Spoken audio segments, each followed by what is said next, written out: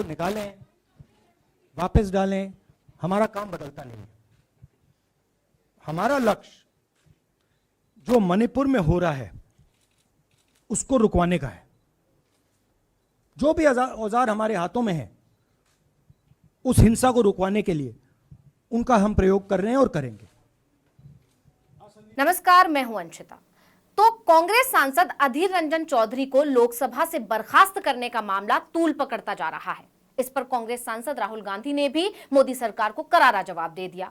उन्होंने कहा कि आप चाहे कितनी भी तिकड़में लगा लें, हम अपना काम करते रहेंगे, देश के मुद्दे उठाते रहेंगे। भारत माता को नुकसान पहुंचाया जाएगा तो उसके खिलाफ तो हम बोलेंगे ही, इसके लिए चाहे हमें किसी भी कसौटी से गुजरना क्यों ना पड़े। शीघ्र उन्होंने इतना ही बोला, नीरव मोदी। नीरव मीन्स शांत, साइलेंट। अरे मुंह, इसीलिए नीरव मोदी बोले तो इसके ऊपर आप सस्पेंड करते हैं। यानी कि मोदी सरकार को जो भी टेंशन देता है उसके हाथ में सस्पेंशन लेटर थमा दिया जाता है। ये प्रथा सी बन गई है। और अब लोकसभा में विपक्ष के नेता अधीर रंजन चौधरी पर भी गाज गिर गई, क्योंकि उनकी टिप्पणी माननीय प्रधानमंत्री और उनके चेलों को पसंद नहीं आई थी। जबकि सत्ता पक्ष के सांसद विपक्षी सांसदों के खिलाफ कैसी भी भाषा का इस्तेमाल कर सकते हैं। खुद पीएम मोदी सीजेआई पर निशाना साध सकते हैं, लेकिन विपक्ष अगर मुद्दों की बात भी करे तो उसे संसद से सस्पेंड कर दिया जाता है। ऐसे में अधीर रंजन चौधरी के सस्पेंशन के बाद से दोनों सदनों में बहस छिड़ गई। कांग्रेस अध्यक्ष और राज्यसभा में विपक्ष के नेता मल्लिकार्जुन खड़गे ने इस मुद्दे को राज्यसभा में उठाया। यही नहीं, एक बार फिर खड़गे ने माइक बंद किए जाने को लेकर तंज भी कस दी। जल्दी माइक बंद मत करो साहब, मेरा एक मिनट क्योंकि आज लास्ट डे है। अब खड़गे ने राज्यसभा में अधीर रंजन चौधरी को सस्पेंड करने का मुद्दा जैसे ही उठाया, सत्ता पक्ष के सांसदों ने हंगामा मचाना शुरू कर दिया। खड़गे की बात काटी। खड़गे ने कहा कि अरे संविधान में दोनों हाउस हैं, एक हाउस नहीं है।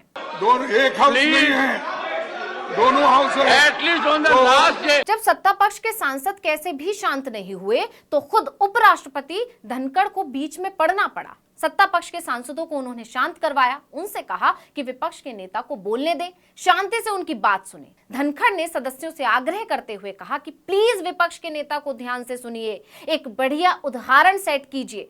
सभापति ने हल्के मूड में खड़गे से कहा कि सर मुझे गाइड कीजिए, जिससे सब कामकाज ठीक से चले। बोलते हैं सर, बहुत दिन पहले सुना इस देश से हजारों करोड़ रुपया लूटकर नीरव मोदी भागे थे, किसी ने उनको पकड़ नहीं सके। हमारे एनडीए सरकार की इतना ताकत, उन्हें छू नहीं सके।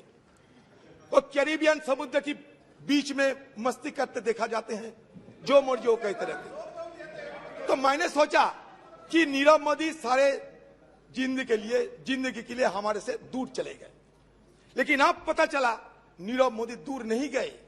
मणिपुर की घटना देखने के बाद मुझे यह पता चला नीरव मोदी यहाँ हिंदुस्तान में जिंदा है, और नरेंद्र मोदी नीरव मोदी बनके अभी भी चुपचाप अपने चुप्पी साधे होकर बैठे हैं। वहीं खड़गे ने आगे तंज कसा, हम तो इसमें विश्वास करते हैं कि कल जो करना है आज करो, आज करना है तो अभी करो, पल में प्रलय होगा फिर करोगे कब। लेकिन लोकतंत्र में डिबेट में छोटे मोटे विषय आते हैं, एक दूसरे के बारे में कुछ कहते हैं। अगर वो बहुत असंसदीय हैं, किसी को बहुत दुखी करता है तो आप कह सकते हैं, लेकिन वहां जो हमारे अधीर साहब को निलंबित किया गया उसका कोई आधार नहीं है।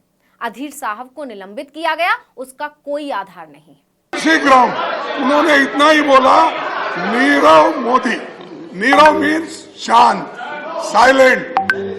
अरे मुंह, इसीलिए नीरव मोदी बोले तो इसके ऊपर आप सस्पेंड करते हैं। इस पर सभापति ने कहा कि सर ये दूसरे सदन का मामला है। खड़गे ने जवाब दिया कि सर मैं भारत के उपराष्ट्रपति और राज्यसभा के सभापति से अपील कर रहा हूं, आपको लोकतंत्र का संरक्षण करना है, सस्पेंड नहीं करना चाहिए, क्योंकि वो कई कमेटी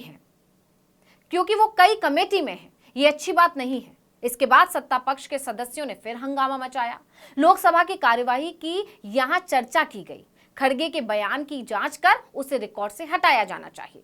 यानी सत्ता पक्ष किसी भी जगह विपक्ष को अपनी बात नहीं रखने देना चाहता है, लेकिन विपक्ष ने भी अब ठान लिया है कि वो मोदी सरकार के हर वार पर पलटवार करेगा और शांत तो बिल्कुल नहीं बैठेगा, जिसका छोटा सा नमूना 10 अगस्त को तब देखने को मिला जब पूरे विपक्ष ने एक साथ मोदी के बयान के समय वॉकआउट कर दिया, क्योंकि मोदी संसद में सिर्फ चुनावी भाषण दे रहे थे।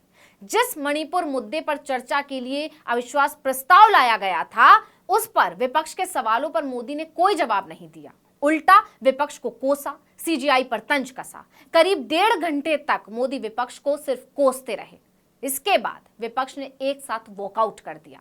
वहीं 11 अगस्त को इंडिया गठबंधन के सांसदों ने प्रदर्शन किया। खड़गे ने कहा कि संविधान की धज्जियां उड़ाई जा रही हैं। क्योंकि उसको पब्लिक अकाउंट्स कमेटी में है कैसा अटेंड करना, और वो बिजनेस एडवाइजरी कमेटी में आते हैं कैसा करना, सीबीआई सीबीसी सिलेक्शन में वो रहते हैं, वो यानी है to deprive from all these institution.